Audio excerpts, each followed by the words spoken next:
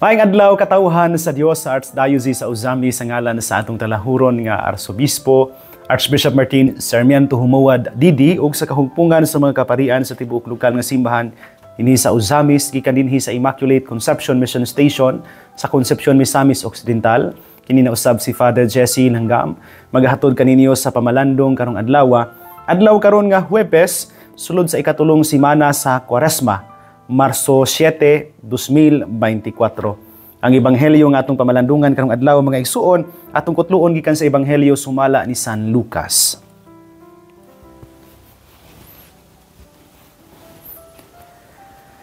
Niadtong higayuna, gipapahawa ni Jesus ang yawa nga amang ug sa nakagula na ang yawa, nakasulti ang tao.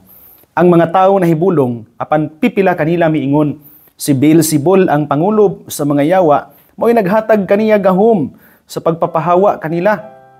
Dehi uban nga buot mo bitik kaniya.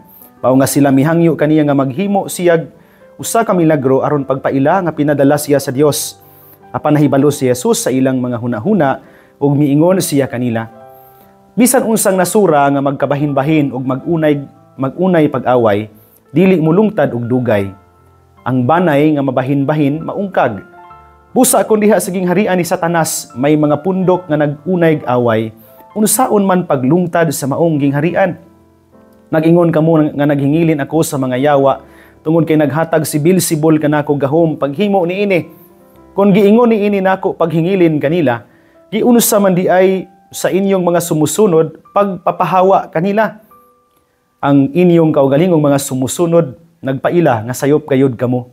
Ang tinuod mao nga tungod sa gahom sa Dios naghingilin ako sa mga yawa ug kini maoy nagmatuod nga naghari na ang Dios kaninyo.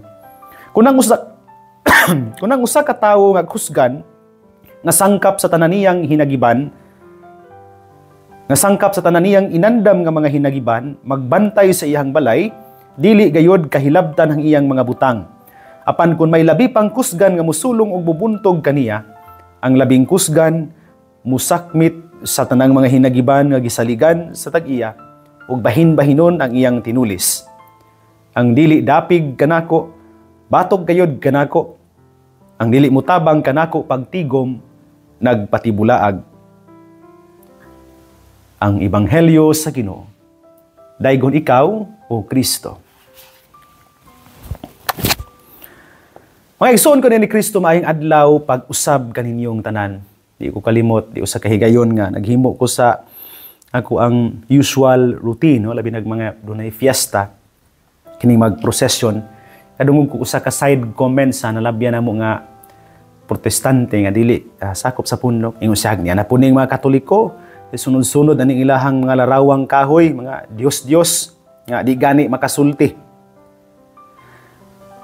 This was an abrasive comment for anybody, no, sect leader or a Protestant believer,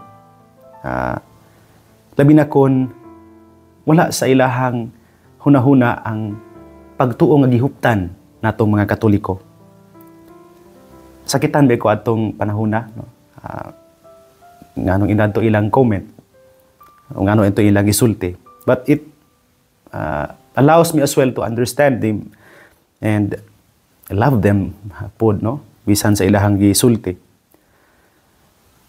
Kani usahay mo sobra, no, ang ilahang mga pulong, like we are labeled as Satan worshippers tungod aning ato ang mga imahe, mga santos. The Church of the Antichrist kunuta, no, nga hintuon maganin ngano na Antichrist naman hinuon ta nga naaman si Kristo sulod nato, no, or kita ba ang nagdala, no, sa simbahan nga tinukod yun ni Kristo. Or gani, naiuban nga moingon na sama sa gipanagna kuno sa Book of Revelation that we are children of the beast, mga sa mananap, mga anak sa mananap. Dili ni bag-o nga comment which I think mo puy rason nga nung bisan og sakit dawaton o sakit madunggan ang istorya, ako lang gipalabay. Ngano man, Jesus is, as we have heard in the gospel today, was being accused of an ally of the devil. Siya mismo. Diya sa ebanghelyo karong adlaw, giisip sa mga Hudiyo nga siya kauban sa yawa. His detractors could not bear him or could not bear to see him nga mulampos sa iyang misyon. Munang mangita yung paagi ning mga kaaway ni Jesus. Kinsa may kaaway ni Jesus? Ang yawa aron nga madaot ang imahe sa Ginoo. So they refused to give him the credits that is due to him tungod sa iyahang gibuhat. Mao na nga sa ebanghelyo nahingangha tuod sila because they have seen how the miracle of Jesus worked. Nakita nila ang milagro ni Jesus. Nakita nila ang iyahang maayong buhat. Pero sa nahitabo, yes, they recognized the good deed, but they were not able to accept him as coming from God. Nakakita sila sa milagro, pero wala gyud sila motuo sa Ginoo. Ironically, they who were capable of speaking became mute in their praise for God. No? Nangura ba og sila may nangaamang aron mudayeg sa Ginoo sa ilang nakita nga milagro sa ilang atubangan karon. Kay na may amang God nga giayo si Jesus pinaagi sa pagpahawa sa iyawa nga amang nga misulod niya. Nya nindot kayo kay nakasulti na hinuon ng amang dihang nawala ang iyawa. Usa kay wala man pud gusulti si San Lucas o sa gisulti sa tawo nga amang, pero for sure ang gisulti gyud tingali sa amang mao nga nagpasalamat siya sa Ginoo. Pero kining mga tawhana dili tuod amang physically, pero naamang namudayeg sa Ginoo karon sa ebanghelyo. Kini nga kinaiya mga isuon were already mentioned by the prophet Jeremiah. Sige ingon ni prophet Jeremiah, they have stiffened their necks. They will not listen. They will not answer. Makaguol mga isuon. Sadly, prompted by a contrary spirit, they attributed the act of Jesus, the act of healing, the kaning amang nga tao, ngadto sa yawa kang Beelzebul. Matod pa nila, nagpapahawa siya o naghingilin og yawa tungod sa gahom ni Beelzebul. Obstinate to the Lord's grace, they exerted real efforts to discredit Jesus. Di man sila ganahan. Kaya ang yawa, di man gyud ganahan sa grasya sa Dios. Mao ni nangita sila paagi nga ma-discredit si Jesus. However, klaro kaayo ang logic ni Jesus mga igsuon. To liberate a person from the devil's hold with the devil's power or help is an absurd logic. Murag binua nga logic mga igsuon. Matud pa ni Jesus. To connive with the devil in affecting salvation would be the last agendum of kanang the devil, no? Kung makig-abi na malang ka sa yawa aron maghatag og kaluwasan, namunay paagi na gyud sa yawa. Kanang maong katuyuan. To fight and defeat the devil presumes enmity between him and the prince of darkness. The devil, maklaro kayo na to mga isuon diha sa ebanghelyo, enslaves. The devil enslaves while Jesus liberates. Jesus saves. Munay dividing line, munay ato ang demarcation line dinhi. Klaro kayo na ang yawa nagulipon, muulipon samtang si Jesus maghatag og kagawasan. Nining panahona ang tawo nga naamang naulipon sa amang nga yawa, kay dili man siya makasulti. Apan dihang giayo siya ni Jesus pinagi sa paghingilin sa yawa, nakasulti na siya. So asa man dapita didto kadtong demarcation line na to, giulipon o gihatagan og kagawasan. Seemingly balik ko nako, kadtong mga tawo nga wala makadayeg sa Ginoo tungod kay nagtuo sila ang daot o gipatuo nila nga ang yawa mo nagbuhat sa ingon. Naamang nga modayeg sa Ginoo. Naulipon. Kung kinsa ganito yung muulipon, matod pa sa ebanghelyo. When our actions do not correspond to the faith we profess, we are divided. Kung ang ato ganing pagtuo dili na makita sa atong mga buhat, mao na yung panahon-panahuna nga nabahin ta. Either we are for Christ or for the enemy. Naroon na diha, either we are for God or for the enemy.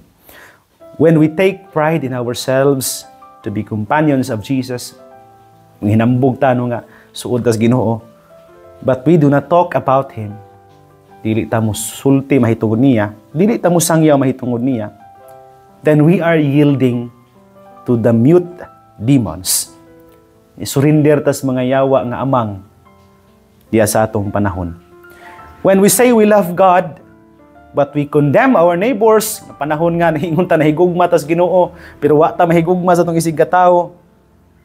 Oh, lahi na. Kinsa man kahay atong giampuan.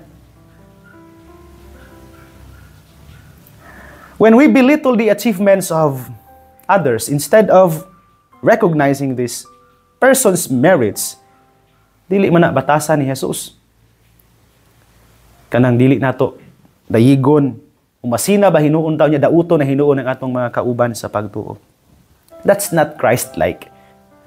When we discredit people and accuse them a negative sa mga i-accuse na hinuon nato sila mga negatibong mga butang o sayop nga mga butang because we are jealous of their naabot sa kinabuhi ilang mga successes o achievements and we wish to bring them down, that satanic nga buhat kana bang magdina kanang atong himuan og buhat-buhatan og istorya ang ubang mga tawo bisan kon maayo silang nahimo sa katilingban. The price to pay when we cultivate division in ourselves and within the society is the loss of direction and unity of body, mind, and spirit.